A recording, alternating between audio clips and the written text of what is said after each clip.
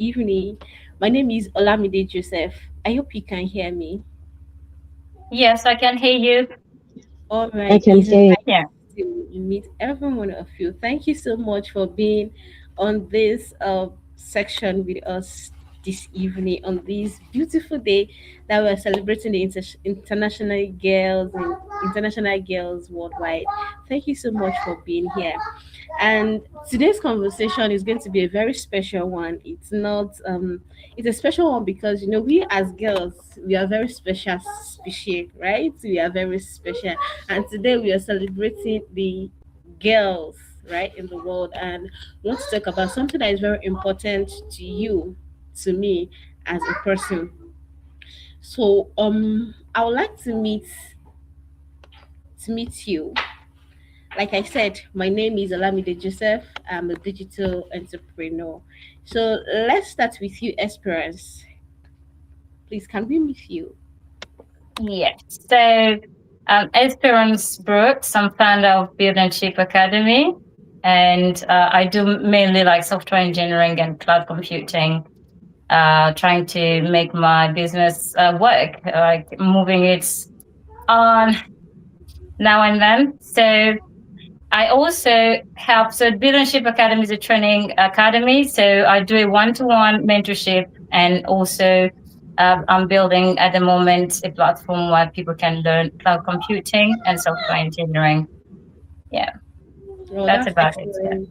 Wow, it's so nice to meet your experience. Thank you for being on this with us today. Thank you for being on this platform with us today. Thank you. All right. Omalade, please, can we meet you? Can you introduce yourself briefly? Okay, hi everybody.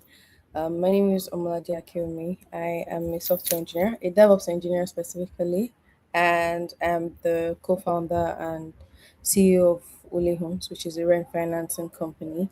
And here in Nigeria, we provide rent financing. Basically, we pay in full for rent for renters in Nigeria, and then they pay us back on a monthly basis. Thank you. It's a pleasure to be here. So beautiful. You're doing an amazing job. Thank you so much. It's nice to meet you, Melody. And Shay, please, can you introduce yourself briefly? Hi everyone, nice to be here. Thanks for having me. My name is Shay Josulua. I am a product manager. I've been for about 5 years now, particularly in the gaming, e-commerce, and most recently AI niche.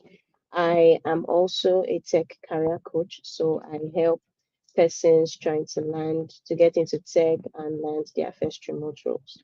That's me in a nutshell. Thanks for having me.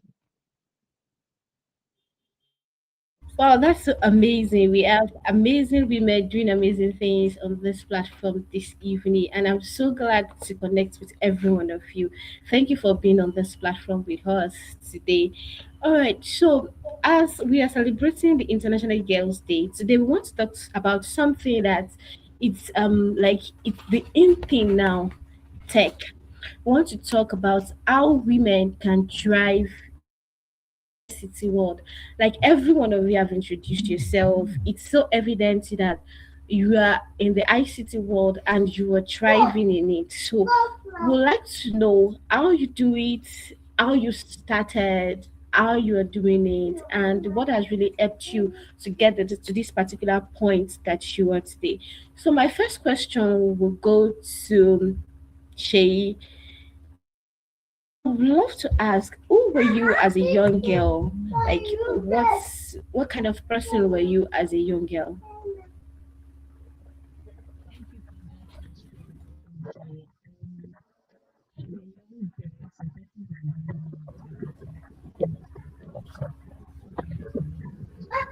Sorry, your network is muffled. We can't hear you. Still low? Still very low. Yeah.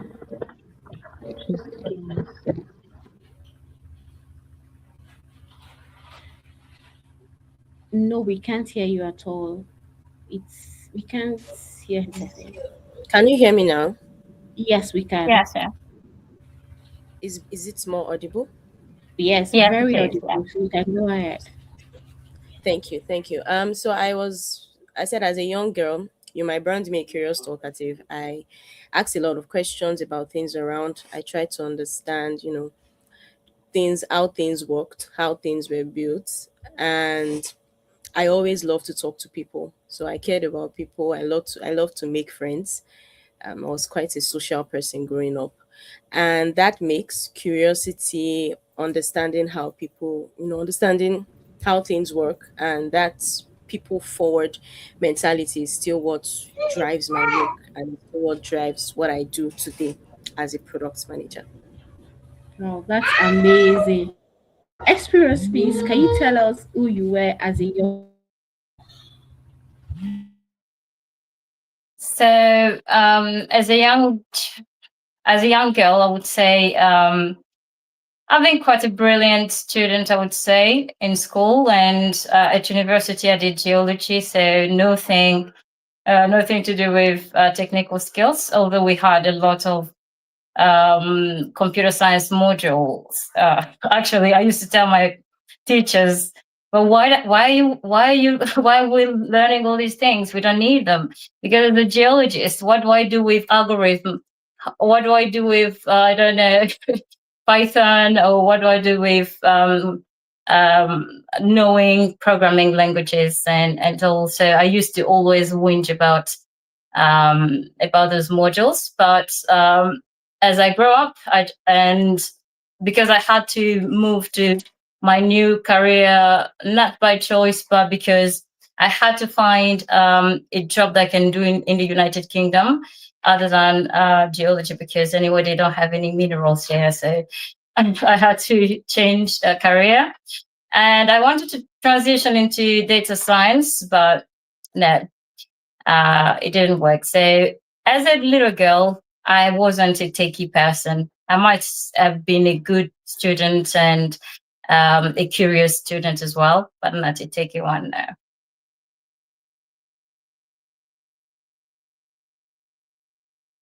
Experience. So Omalade, I would like to ask to you, my question to you would be like, as a young girl, did you always see yourself in tech, or it's just something that happened to you along the way while growing up? All right. So for me, when I was way younger, I would say that I was always fascinated with how things worked, particularly hardware. And at the time I was like the girl in the house, and I had other uncles and all of that, but then they felt like, no, you're a girl, you shouldn't do things like civil engineering or anything related to engineering, so just be a girl, be a girl. So that's really how I was as a girl, but I've always been a very curious person.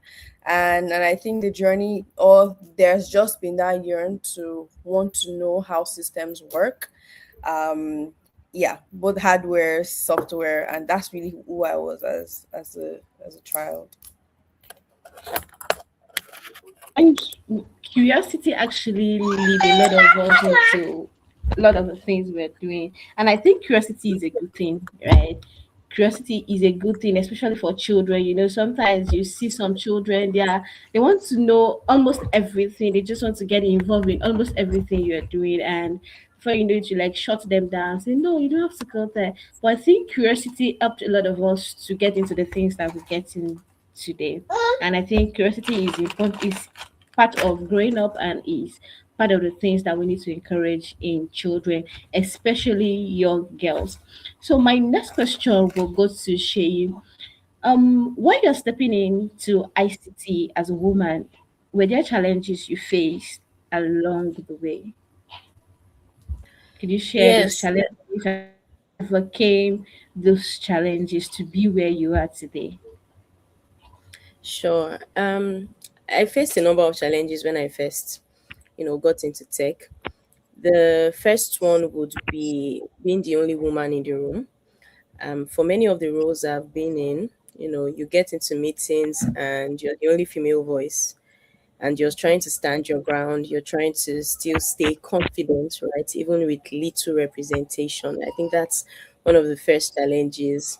Then, coupled with that, just also that fact that, there were not, or there's still history or records show, data shows that we still don't have enough representation of women in STEM careers.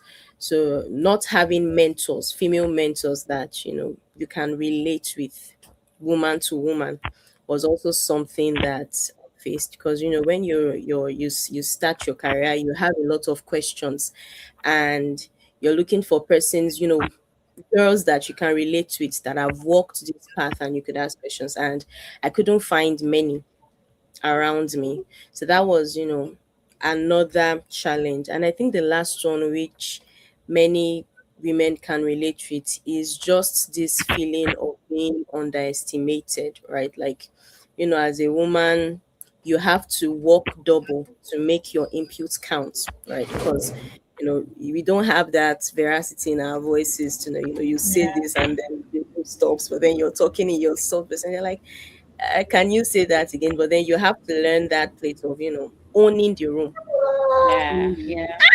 ensuring that your voice is actually heard. So those three, I would say, are top challenges I faced. And how did I overcome it? I started to become what I needed, in the sense that I've always wanted, representation, someone I could look up to, someone who could ask questions. So I started doing that for others, which is what brought me later on to career coaching that I also do currently. Like, be that person that other girls can look up to. So when you're trying to grow into that, you're going to do a lot of personal development. You're going to learn Yeah. a lot of work ethics. I think for women, we have so much on us to learn on how to thrive in the workplace than for men, right? Because you have to learn out emotional intelligence, how to ensure your emotions are not, getting over your logical thinking. You have to learn how to communicate effectively. You have to learn leadership skills also. So I had to give myself a lot to personal development, which, and I had to also learn from my mistakes. So give myself to personal development. I think there was this book I read, Nice Girls Don't Get the Corner Office. I don't know if any one of us has read that book. So I read that book and I could really relate to the writer. She said a lot of things about things we indirectly do as women that make people feel like they could just, pass us off and things like that. So that book was an eye opener for me. And the last thing I did was learn from my mistakes, right? So, ensure that there's something I always say, that don't you can spill milk mistakenly, but don't fret or don't cry over spilled milk. Just ensure you don't spill it again. So whenever I made mistakes, maybe I had something to say in a meeting, and because I was scared of how my advice or how my inputs might be taken, and then they ask, Shay, what are your thoughts? And I say, no thoughts, because I feel like they wouldn't welcome my inputs. I ensure that in the next two meetings, I just give myself that KPI, that in a month I communicated something, like, I shared my own view. I was actually tracking these things to ensure that I was getting better in speaking up in rooms and ensuring my voice is heard, rather. So those are those I would say are the top challenges, and how I went about overcoming them. Oh, that's so awesome. And from everything you said, one major thing that I heard over and over again is personal development, giving yourself to personal development. And honestly, I think that is very important because it helps us to grow and evolve to become a better version of ourselves. And that's very important. And the book you mentioned, sorry, please, can you say the name again? So, in case some of our viewers might want to take note of the book, like for me, I think I'll go and get the book to read. So please, can you tell us the name again? Sure, it's called Nice Girls Don't Get the Corner Office. Can't Oh, remember the author right now, but that's the name of the book. okay. Nice girls don't get the corner office. So our viewers, as a girl, that's a book that you need to get. So nice girls don't get the corner office, and I look forward to reading the book. All right. So Esperance, we go to you. What are your challenges? What are the challenges you faced getting into ICT as a woman, and how did you overcome those challenges? Yeah. So the first challenge that I got was not getting a job in the first place. So I've been trying to get a job as a data scientist, as a data analyst, and then on the way, I started like learning more and more, and still trying to get a job. Couldn't get it. Then I just say that maybe destiny doesn't want me to get a job, so I'm going to give myself a job. And I started I founded Buildingship Academy and hired myself. So um, the challenges that I still face, even like being a solo founder, is that you don't get credits easily. So people still doubt about your capabilities. So they still like, did you build this? Really? Did you? So they access an application, and they come up with very subtle error that they're going to come up with. And I understand it because they want you to improve, but sometimes it's like, and most of the time it's men, um, it just denotes a bit of lack of trust. So they still think that you're not capable because you're a woman. So I would just second what has been said. We still struggle with like people trusting us to do the work, or trusting our capability of doing it, even after like a long list of certifications, even after like a long list of applications that you'd have deployed, even after everything, especially if you do just a little mistake, then people forget everything else, and they're going to just focus on the mistake that you made, and they'd say it because you're a woman. That's why you made that mistake. And other challenges that's like on my side, other than what people might say or might think about my work, is being a mom at the same time as building my career and building a business. I can assure you that it can be hectic. So you have to go through a lot of choices, and trying to find the right one. You never know. So you never really know which ones are the right ones. So you just go with the feeling sometimes, you go with a reason sometimes, but you still trust and believe in your dream. And I think that the biggest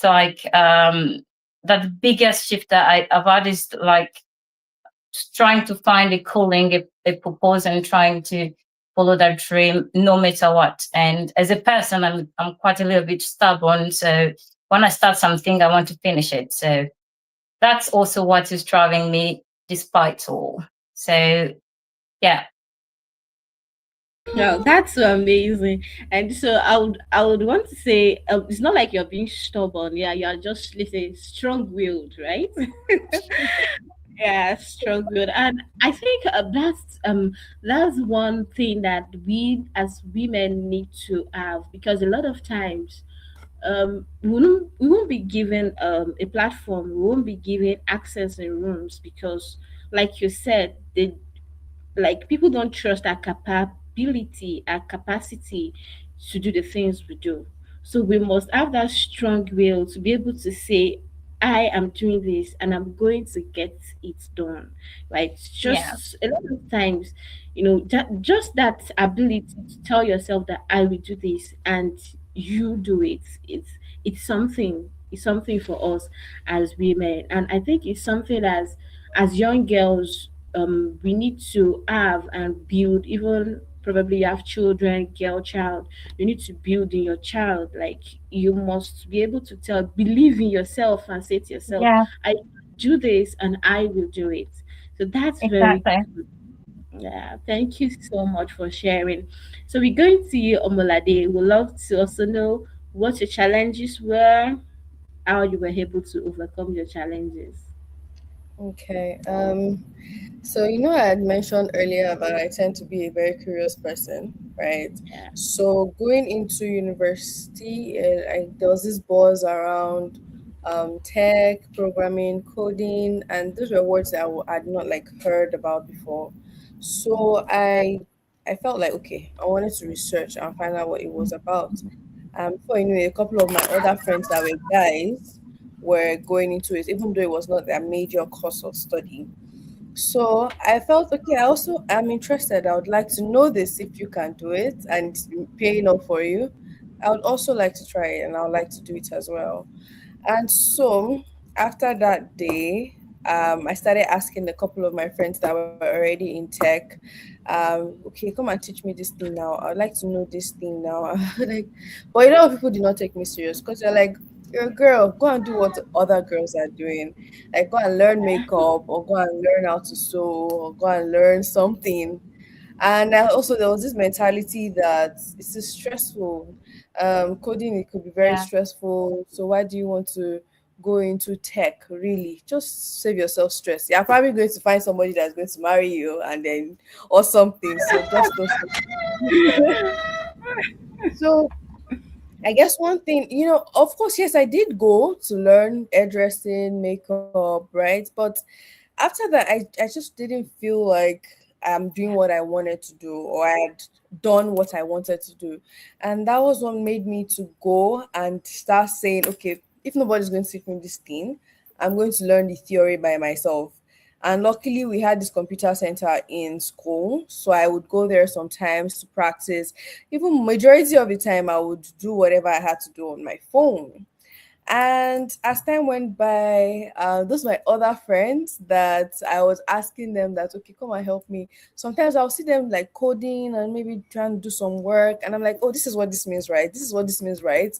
They'll be like, no, I say, like, you can't get it. You can't get what this means. Like, how do you want to know it? It's not possible.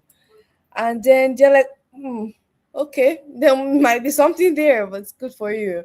But then I think that was just what made me, the fact that I was getting some form of recognition was what made me to feel like, okay, I think I can do this. This is something that I never thought that I could have done. And then it's like, okay, I started putting myself out there. I started asking lots and lots of questions. I started reading because it's not my I didn't study computer science or computer engineering when I was in school, so it's not my strong suit.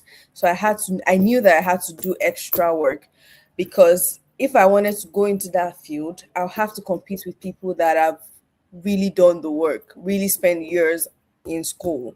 So that was why I decided that okay, I'm now going to start putting as much energy, as much effort into it. But then I also did not have a laptop, and that was a major problem because I could not practice what I was learning theoretically. And I just continued with what I had. But a few months or years after, I finally got myself a laptop, and that was like the highlight of my year. And then I started to actually start practicing, right? And then I had enough courage to then ask somebody that if I could work with them, and they said yes. And that was like the beginning of my career and really how it started. Yeah. So, and those were like the challenges I faced, and how I was able to solve them. Thank you. Now, thank you so much. Thank you for sharing. That's so amazing. Like, I can still see the strong will, the curiosity to be even what when people say, "Oh, you can't be this," but the fact that you have that strong will and the curiosity to say, "Yes, I can." So, what I hear from the three of you is we shouldn't allow anybody tell us as women. We should not allow anyone tell us who we can be. We can be who we want to be. We can evolve to the person we want to evolve into. And that's very important, especially for the younger girls coming up nowadays. Don't allow anybody tell you this is who you have to be. What do you want? It has to start with what exactly you want.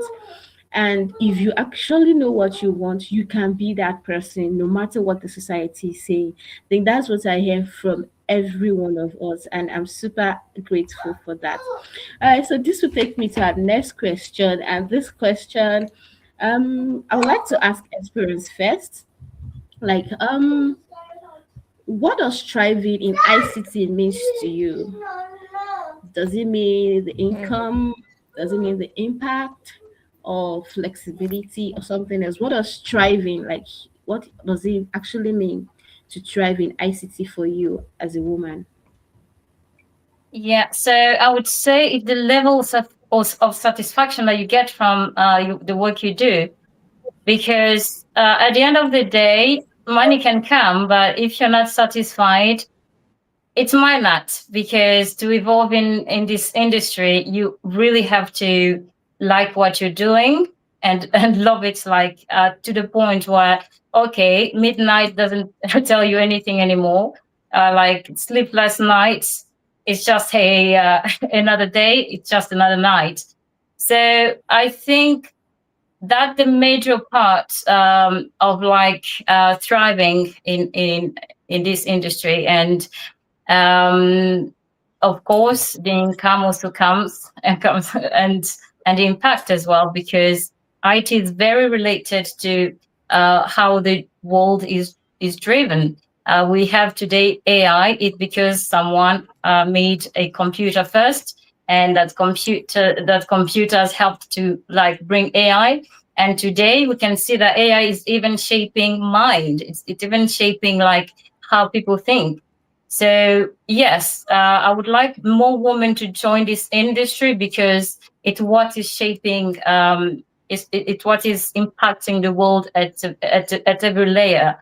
And the more we have women, the more the woman can bring that like maternal, I would say, that maternal feeling to the ITC industry. So yeah, that's what I think about like thriving in ITC. Okay, thank you so much, Esperance, for sharing that with us. So for you, it's about satisfaction about your work, and it's also Yeah. about impact. Like, it's what is affecting the world at the moment, and you're glad to be a part of it. All right, so Shay, what does striving means to you in ICT as a woman at the moment? Thank you, Olamide. I will piggyback on what Espera said around impact, right? Because personally, I'm the kind of person that loves to solve problems. Like, I like to be in a space where what I do actually translates to, someone getting better at something, or someone, having a smile on their face because of the products I'm working on. So that place of impact sits very personal to me. Not just product wise, but also in the sense that, anyone that comes to me with questions about trying to break into tech, I'm actually able to set them on a path, right? Give them a roadmap. Another thing that, speaks to me as striving in ICT is flexibility, especially because I'm also a mom, like Espera. So having that, sorry if I'm not pronouncing your name correctly, No, that's all right. having that flexibility to attend to my kids and then still work, I feel it's something that is important to every mom. Being able to be in a space where you can quickly, maybe you need to take a quick sick leave, or you need to take, you just need to be off your computer for a few hours to attend to your kid. Like, if I'm able to create such a work environment where I can thrive as a career woman but also as a mom, is very important. Like, it determines a lot for me. It determines the kind of startups I want to work, the kind of environment I want to be in, because I cannot not have time for my kids, if you get that. So those two would I would say is what I would say is on my top cadre when it comes to the definition of thriving in ICT. Can you still hear me, Olamide? Yes, Yes, yes. I can hear you. Yes, we can hear you. Thank you so much. That's so amazing. Honestly, I Can you would hear say me? for yes, yes. Can you hear me too? Yes, we Okay. can Oh, even okay. Okay, see you as well. Ah, okay, awesome, okay. awesome. I All right. see Thank you. Olamide's. Okay, so that's really the definition I would have for me. But just also as a word of advice to every lady listening, I would say, this is something that is quite personal. Like, don't base your evaluation of your career based on what persons say. Like, it has to be something personal to you. For you, it can be the income. I think it's not, it's okay if making money or being profitable is what you term as striving in your career. For someone else, it can be flexibility, can be many other things, right? So ensure that your definition really ties to your personal career vision, right, and not just based off of what persons say online. Yeah. Right, that's super amazing. Thank you so much for sharing. I heard flexibility a lot. The fact that you can have time for your children and still be able to make an impact and make an income. That's one thing that ICT has brought to women, and a- absolutely it's beautiful. The fact that you can be present for your children and still, you're still solving problems for people, you're still making impact in the life of people, and at the same time you're still making some money. So I think it's a good thing. ICT, it's actually a great career path for women, and it's something that women should look into. Right, it's something that women should look into. So Shay, I also like to ask you, what is it for you? Like, what does thriving means to you as a woman in ICT? I I mean, just sorry, Are you Omolade. sure? Okay, Yes, great. I mean Omolade. Yeah, sorry. ICT. What it means to me, right? Firstly, and this is a lot more personal, is the fact that I am able to like tell a story from it. And when I say that, what I mean is that it's not something that I ever thought that I was going to do per se, but there is this constraint that we usually have or put on ourselves because we are like, okay, this is probably a field for a certain category of people, and maybe it's just not right for me. Maybe it's really just too stressful. And to be honest, if sometimes it could be hard, right? But I think one thing that helps me to just keep thriving, right, in ICT is the fact that I always think if I can do it, you can do it too. So it's usually that drive of, okay, yes, I can also help somebody else that feels like I don't think it is my line. I don't think I'm going to be strong enough to do it. I don't think just having this doubt. And I've been speaking with a lot of ladies lately, and then a lot of us, we have imposter syndrome. There's this thought of, oh, I'm probably not supposed to be here. I think I'm just like who I am not. These people are probably just paying me and they don't really know who I am. But they're paying you because they see the value of what you can provide, not just to the company, but to like millions of people that are also using that particular product or service. So for me, thriving is just being able to, um, share a message to numerous people that feel like they can't do it, that it's not their space, and then being able to solve hard problems. So I was I at the time I used to my what I used to say was we have a responsibility for the future, which is to build it. And like my other panelists also said earlier, like being able to build something, being able to solve for something is a huge opportunity, is a huge privilege. So me now being in that space that I'm able to solve for something really means a lot to me. And the fact that not just it's not just for now, it's also for the future, and it's also going to help the people that are using it to make money. That is what thriving is for me in ICT. Thank you. Oh, that's Yeah. awesome. That's so awesome. Thank you so much. You see, I love the fact that the three of you, you're coming from different perspective, right? But then it's still speaking to one thing, that as women, we need to come to this point where we don't allow our gender to shrink what we can do.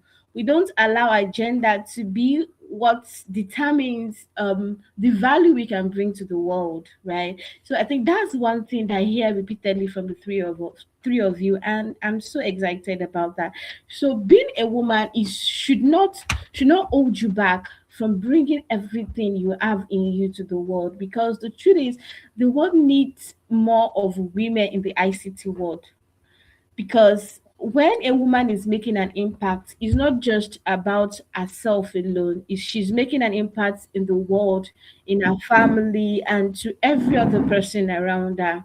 So I think it's something that stood out for me from this particular conversation that we just had. So this would take me to the next question. An experience, I would love you to answer this question. What's one myth about women in ICT that you'd love to break? Like, so we have women listening to us right now. What's one myth that you would love women to just say, this is a you would love us to just break about being in the ICT?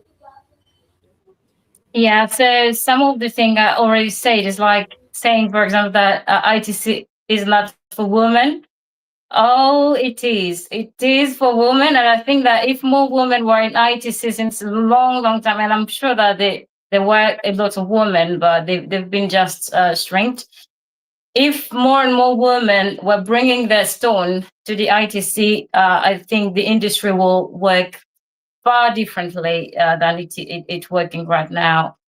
And another myth is that a woman in ITC can be girly, it can be, I mean, they can't take care of themselves, or they can't do makeup or wear a wig.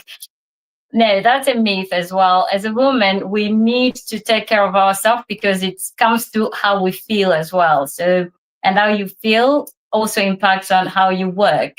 So that's another myth that I usually see, that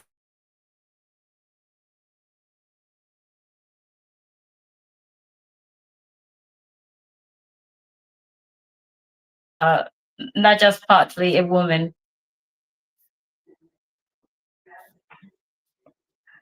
So thank you for that question. Okay, I think your experience, but your network, there was a disconnection, a bit of disconnection at a time. So I don't know if you could probably Repeat. recap what you said. Yes. Okay. Thank you for that. So I don't know if I will say the same thing though. No, no. What I was saying is, as others have said, is like that belief that women don't belong to ITC, like technical skills, is not for women. That's a big lie, because we have the capability to learn and also to bring like our creativity into the industry. And a software that is designed by women, especially when they are like also used by women,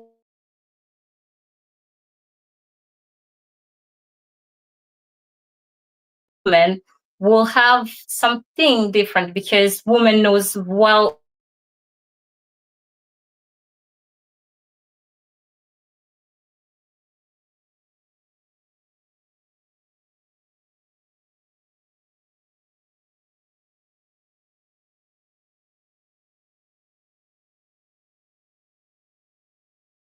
Experience, we can't hear you. I think your network is breaking. Please, can anyone hear? No. No. No, okay. Okay, so Shayi, please, is there one myth that you love women to break about coming into the ICT world? Yes, two actually. The first one is that women are only suited for soft in quote and unquote roles. I once had a male friend tell me one time that, why are you trying? When I started my journey into product management, and I was like, why didn't I go to more female oriented tech skills? And I was like, what's that supposed to mean? And it was like, as a product manager, you have to work with developers, so you have to at least, just leave that for a man that would be able to have like a baritone voice and be able to keep the project, keep everybody aligned and things like that. But if you go to customer service, your sweet voice, that's the exact word, your sweet word voice will be able to calm an angry customer. And I was like, how like, can you hear yourself? How does that make any sense, right? There are no gender based rules. Like, you can succeed in any tech skill. In fact, most of my friends are badass engineers and they are females and they are doing pretty well. and holding their fort in that niche. So there is no place that you cannot thrive as a lady. There is no skill that you cannot learn. There's no difference per se, biologically, so much in the male and female brain. So you can actually learn and any skill and be very good at it. The second myth is that as a lady or as a lady in tech, there is a ceiling, meaning there is a height to which you can reach and you can't get to top leadership roles. And we see that even in data today. I was speaking to an AI product founder. She's creating a product that serves like a roadmap. It helps women, sounds like a roadmap for women that are trying to reach seniority positions in different fields. And she was sharing some data with me about how that, even in the US, there is still a large gap in the percentages rather, male and female ratio of persons that are in seniority roles, that's in suite executive levels. And it's just still baffling that, in 2026, many women still feel like, the highest I can get to is just being a mid-level professional. And that ambition to get to seniority levels, also because of that first problem I mentioned about representation, we not having enough voices in that room, in the executive room, just leads women to feel like, this is the best they can be. There is a ceiling. And I'm here to tell you that there is no ceiling, right? You can get to the top senior position that you want to. In fact, we have Esperance here, who is a founder in her own right. And as she mentioned about being a solo founder and being a female solo founder and getting VCs and investments, I'm sure she can give us her experience there. It's always a bit more difficult. But I'm trying to just let us know and just encourage every lady listening that don't put a ceiling. Just Yeah. just keep going, keep scaling. Like, say no to the naysayers. Don't let those negative words get to you. Just keep scaling. Like, the sky is your stepping stone. Yeah, that's amazing. Thank you so much, Shay. Thank you. Thank you for that. It's so amazing. The thing is, you don't put a ceiling over what you know you can do. Don't as a woman, don't even look at yourself like, okay, my gender, because of my gender, I can't do this thing. That's another thing. And I think it starts from when we're young, when there are roles in the house, they'll say, oh, you are a girl, you should do this one. You are a boy, you should do this one. So I think we need to start changing the narrative now so that a girl child can know, a girl child will know that there's nothing a boy can do that I can do also. It's just about what I want. If this is what I want, then I can go for it. Thank you so much for sharing. So, Omolade, please, I would like to ask. So, looking at the ICT world, what strength do you think women bring to the ICT world that is being overlooked? All right. So strength that women bring to the ICT world that is being overlooked. All right. So I'm going to come from the perspective of being a DevOps engineer, right? I always say that I feel like DevOps engineering is probably a female role and it is a men's role. And I say that because how do we usually, even if they are men and they're DevOps engineers, great DevOps engineers are usually very calm. They work extremely well under pressure. They are empathetic. They look forward to making other people's life better. And if you look at it very well, these are basically characteristics of a woman. A woman would see you and you're like, you're facing issues. Don't worry. What's your problem? Let me solve it for you. Let me help you to go and look for solutions to your problem. So I feel like just that, right, is something that women can do easily well. So I feel like most times we just need to take off the veil of tech is too hard. And yes, there needs to be like hard work to be done. That's true. But we actually need more ladies in tech. They provide structure, they provide balance, they provide ease when they are in a particular when they're in tech. And I want to make one particular example of a lady that I know. So most people say she's very fierce, she's this, but she always gets the work done. And even though she's like, you do this, you do that, you do this, you do that, she still comes and then be like, okay, yeah, what's going on? Like, what's going on? Okay, what's the problem? What's delaying you from actually making this um um succeed? Like, what's delaying you from moving this forward?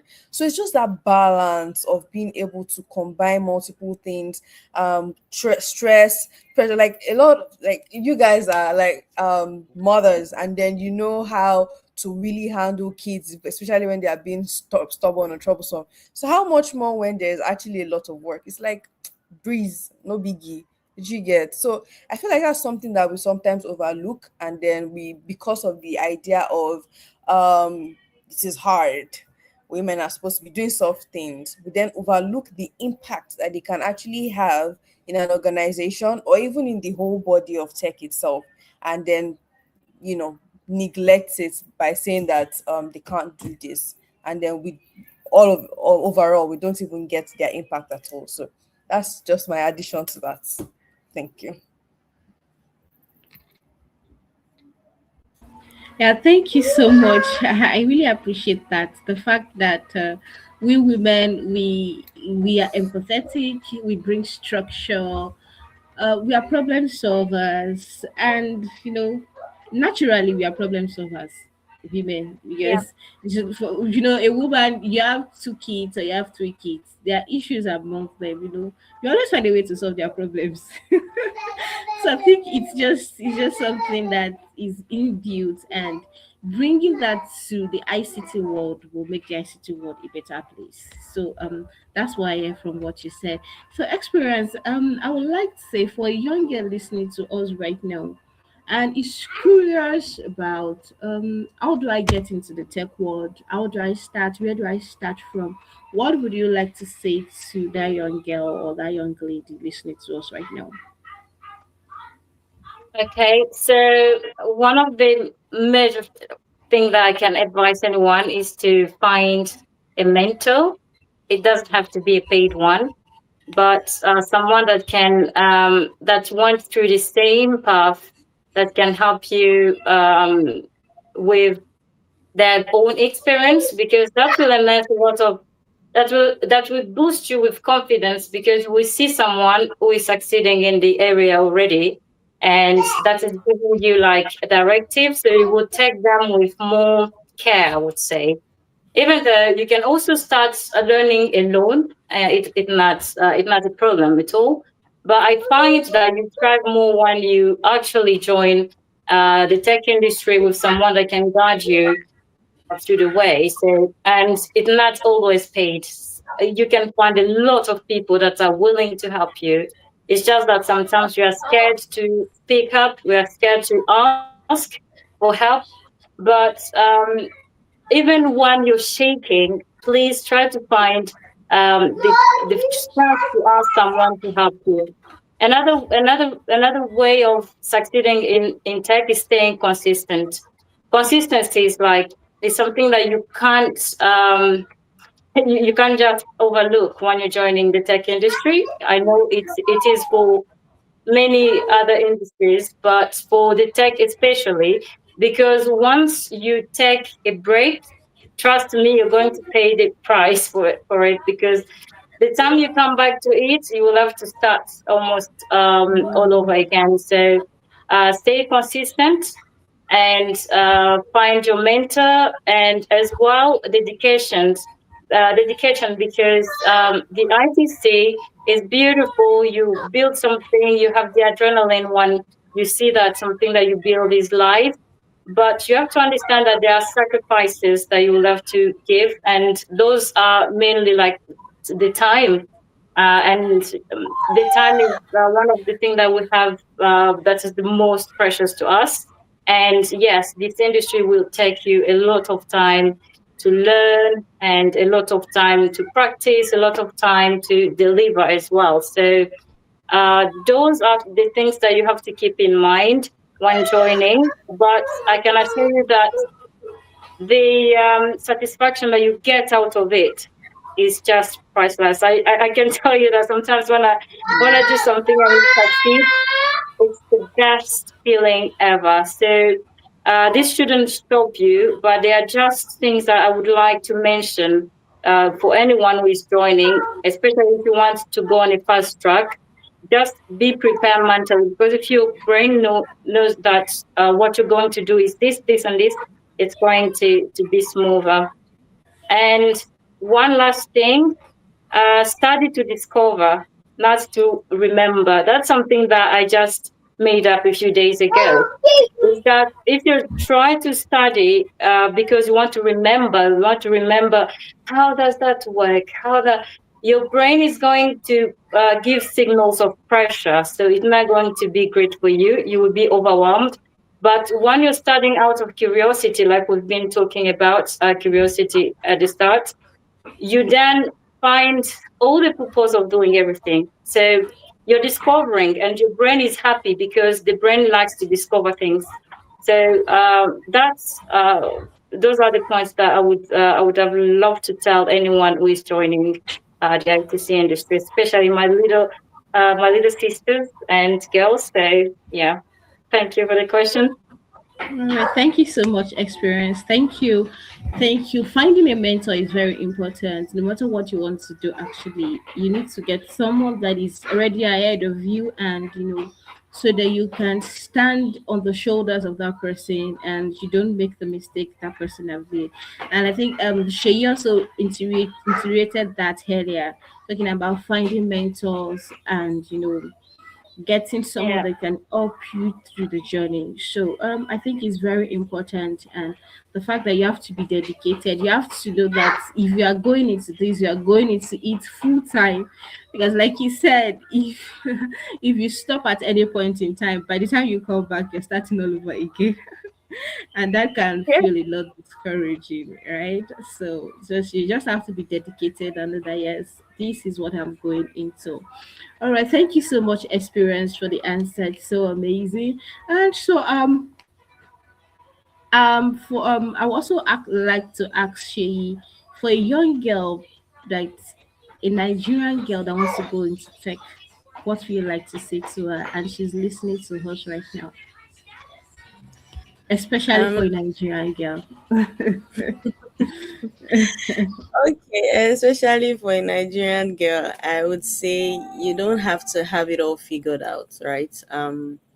You don't have to wait for the perfect situation or perfect condition. You're in Nigeria. Just start, right? Don't wait until everything is figured out. Don't wait till you have, you know, enough money. There are free courses out there. If you don't have, enough conviction is built when you actually get your hands dirty and, get your head into the game and learn. um don't don't wait or for someone's permission, right? There's a way as women we feel, us girls also, we feel like we have to have the permission of a brother, a friend, and then you're telling them I want to do this, and you're waiting for them to tell you do it. But you don't need anyone's permission to act on your goals, right? Just act on them. Just start. Clarity would come as you start. Clarity would come as you go ahead in the journey. I remember when I started, you know, my tech career, I studied political science in school.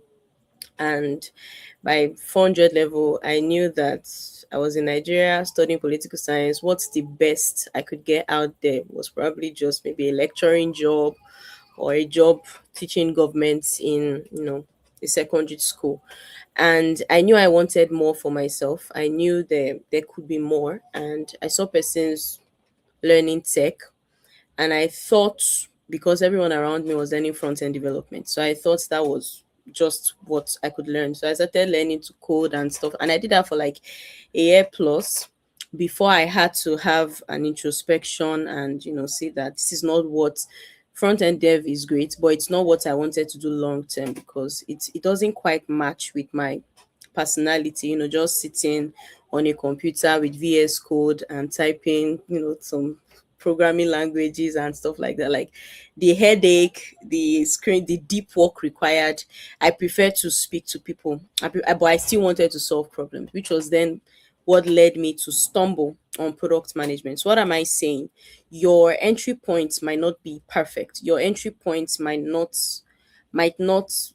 be what you will end up with, but it is important that you start, because it is in the process of starting the journey that you would become clear that you become clear on what you actually want to do. So don't just have everything all in your head. Don't wait for the perfect condition. Don't wait till you have money for that big course. Just You can use YouTube. In fact, you can use LLMs right now to create learning paths for you. So there are just a lot that you can do if your head is in the game. If you are really, if you have enough conviction that when you start, that's just the game changer. Everything will become clearer from that point. Okay. Thank you so much. Thank you. I think I was out for a little bit, but I understand the fact that you said just start with what you have, right? Don't wait for a perfect timing. And that's the truth. No matter what you want to start, you just need to start. So far you know what you want and this is what you want to do. Just start.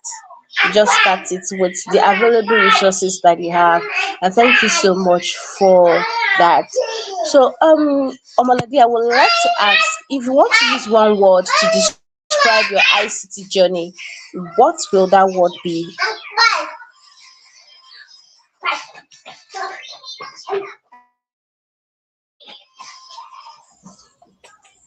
You're muted, laddie.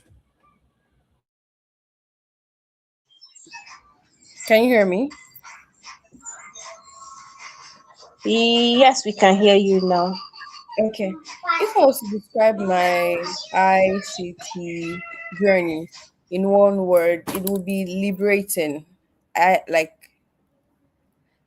when somebody's being liberated from something, like from the thought of, oh, I can't do this, or there's a limit, or I'm not supposed to be in that place.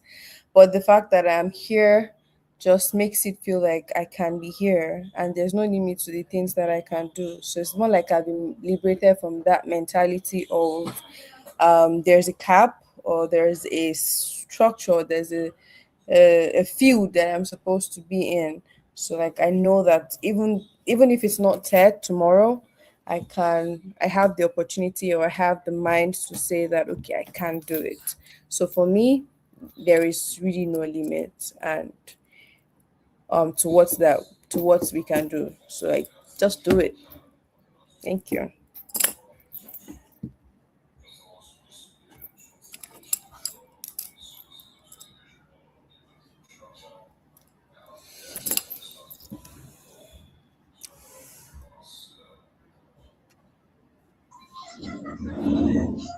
Hello?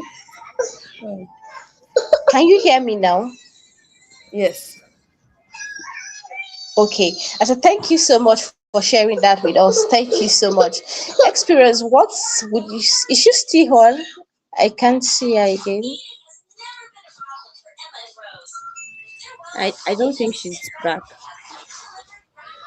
She's back yet. Okay. So Shayi, please can you just tell us in one word, what your ICT journey has been like? Sure. I would say intentional, because every step that I have taken to get me to where I am, and every step that I will take to get me to where I want to be, has been quite deliberate. Has taken a lot of determination, has taken a lot of effort, has taken a lot of, just getting things done, even when things were unclear.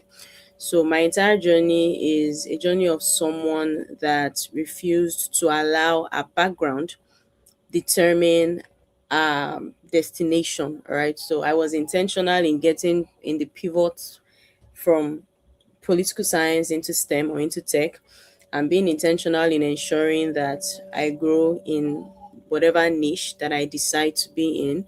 So I would say my journey, that's one word, right, is intentionality. And irrespective of wherever I would be in the next few years, it will still draw back from that sense of me being deliberate in whatever step that I'm taking. I'm not saying every step was calculated. I'm saying I'm a faith. I'm full of faith, or I'm a faith-based person. I'm not sure how to put that, but I'm a Christian, and I believe in the power of trusting God too. So whenever I felt like some steps were not calculated, I still had that crazy faith that whatever I will do will just succeed, or whatever I will do will just have a good result. And even when it doesn't have one, there's still going to be a great lesson that would have made that season worthwhile for me. So my entire journey is what I would just cap it as, intentional, purposeful. Thank you, Olamide, for that question. Wow.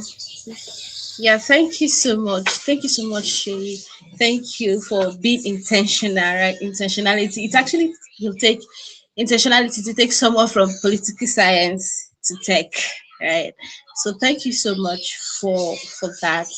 So for every young lady that is listening to us out there, for every woman out there thinking that is the ICT world for me or not, we can hear from these three women, three amazing women that we have on this section with us today, that first you have to be intentional, you have to be curious, you have to believe in yourself, you have to be able to tell yourself that I can do this and you should. So it's about being intentional and going for what you want. So that's like, for me, that's like the summary of everything that we have said today. We shouldn't allow our gender, like our physiology, to determine what we can do or the spaces that we can go into.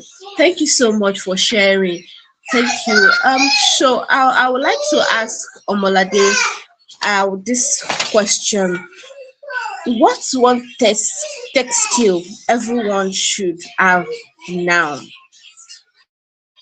What's one tech skill that you think everyone, especially women, should have now? Omolade, are you still there?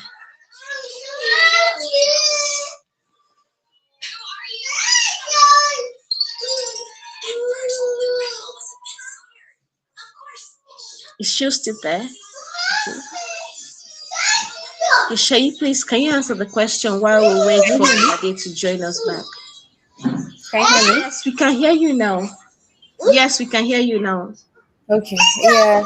More tech skills that I would say everybody should have now is AI and prompt engineering, because we're in the world where no matter how you see it, it's growing. If we're to look at it like years back, there were the typewriters, and then I'm sure a lot of people don't even know what typewriters are these days, right?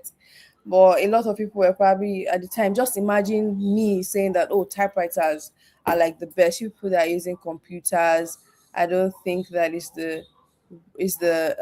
I don't think is the way. So you might not have the best thing that you're doing. So I would advise that if you want to learn something right now, or if there's anything that you must have, is the ability to make use of AI and prompt engineering.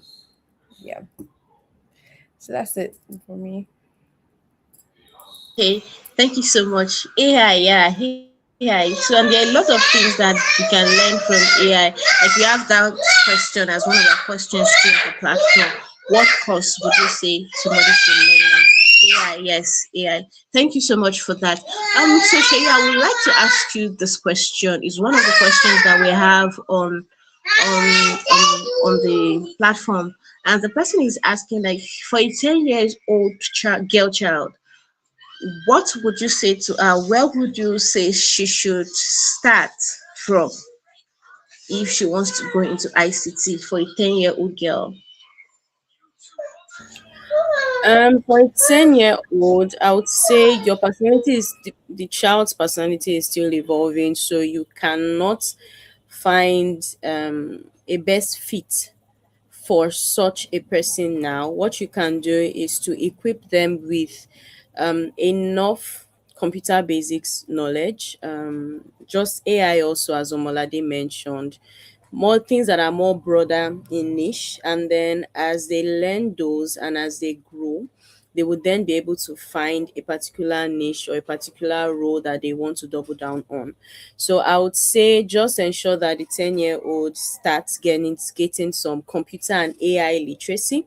That would look like understanding computer basics, understanding how computers work, understanding how the internet works. From some very basic coding can also be introduced, something around HTML and CSS, very little. And you could also then go into AI literacy. I'm not sure how much children friendly courses we have for AI right now, but I know that AI is growing at the speed of light, so there will definitely be resources that you can find to just get that child to understand also how AI works, how LLM works, understand how to prompt, and then get them to vibe code, make little things, probably make that math.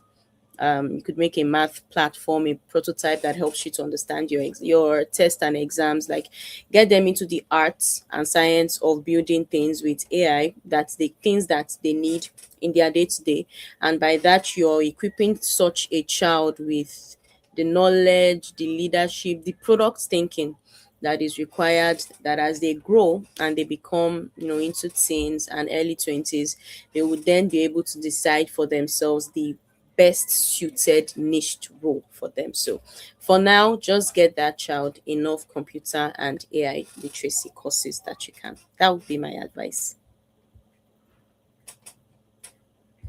And thank you so much for sharing that. And I just feel okay. So for a 10-year-old, just expose the child to computer literacy and AI literacy at the moment.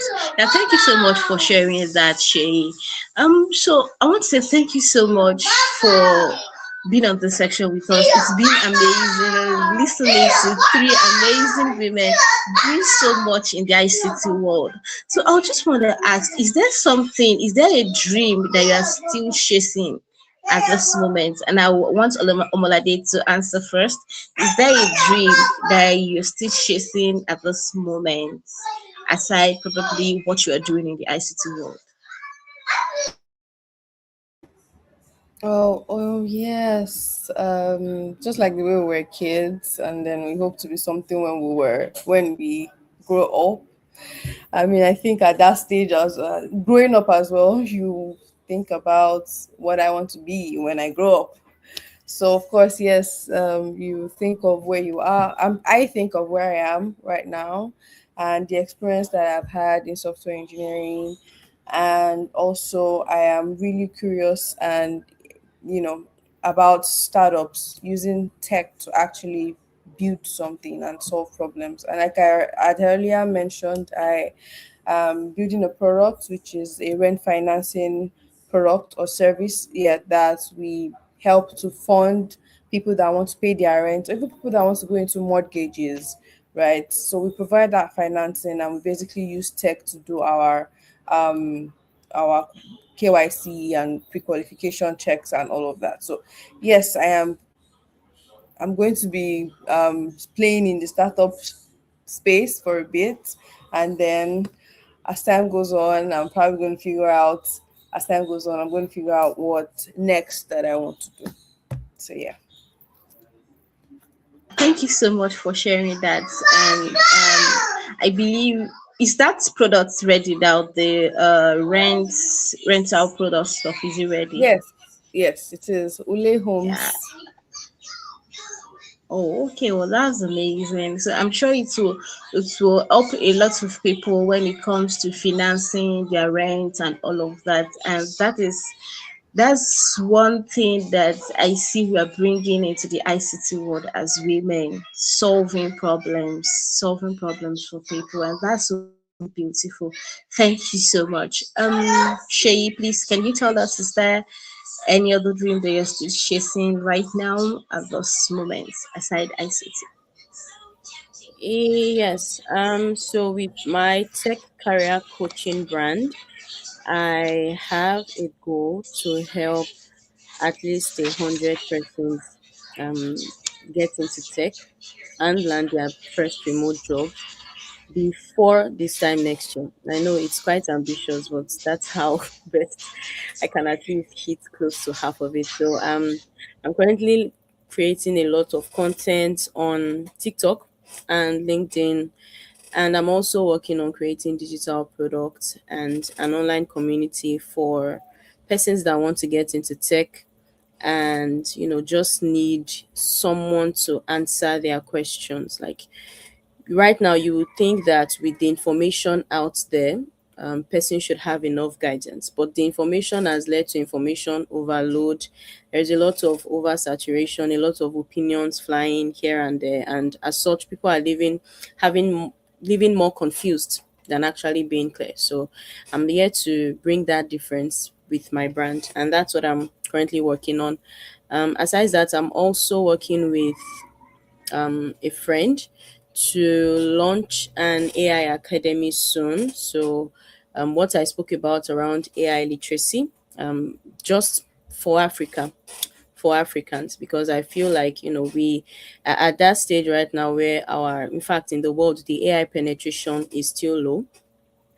So I'm trying to bring up an academy where we could train Africans around AI skills, prompt engineering, AI automation, vibe coding, and all of that. So that's also a project that I have or I am working on currently.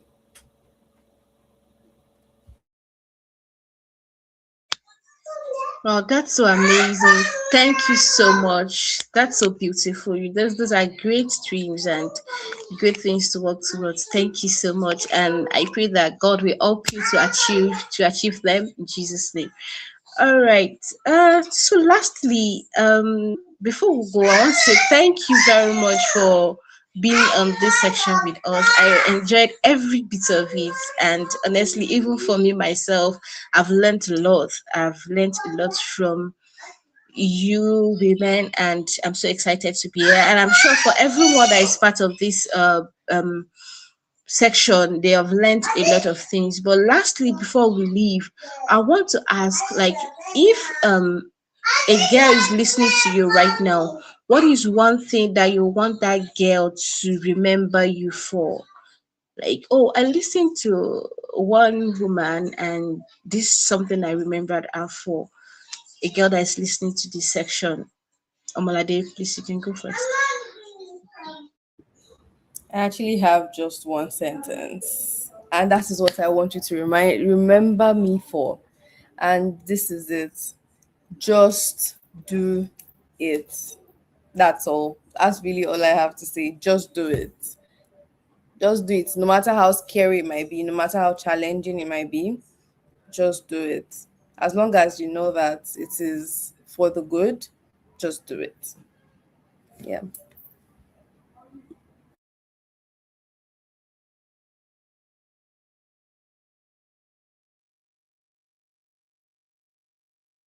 Hey guys, thank you so much. Like Lawrence mentioned earlier, we Hello. Yeah. will. Can you hear me? We left the floor for the women to celebrate girls in ICT.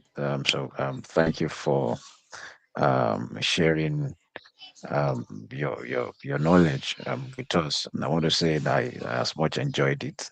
Uh, and I wish I was there. I've asked some follow up question, but time will not permit us. Like, I hope we when we send you invitation next time, uh, you will accept and come back again. I said again, thank you so much, thank you so much. Thank you, Olamide, for hosting it. I know how difficult it can be to be a mother and a host at the same time. So thank you so much, she.